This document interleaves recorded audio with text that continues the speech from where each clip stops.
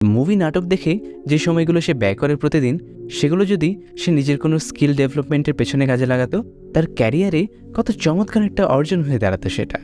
আবার কেউ যখন রাত জেগে মুভি না দেখে সোশ্যাল মিডিয়া স্ক্রোলিং বাদ দিয়ে দ্রুত ঘুমোতে যায় এবং শেষ রাতে উঠে জানামাজে দাঁড়িয়ে আল্লাহর কাছে তার গুনাহ মুক্তির জন্য ক্ষমা প্রার্থনা করে, সে আদতে যা করে তা হলো সময়ের সদ্ব্যবহার। সময়ের সঠিক ব্যবহার সম্পর্কে সে সম্যক অবগত।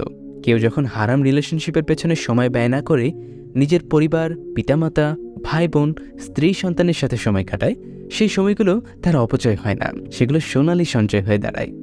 হারামে না জড়িয়ে হালালে থাকার কারণে বরং তার সওয়াব লাভ হয়। একজন ইমামের খুব ভয়ঙ্কর একটা কথা আছে। তিনি বলেছেন, সময়ের অপচয় মৃত্যুর চাইতেও ভয়ঙ্কর, কারণ মৃত্যু মানুষকে দুনিয়ার সাথে বিচ্ছেদ করায়, আর সময় অপচয় বিচ্ছেদ করায় বান্দার সাথে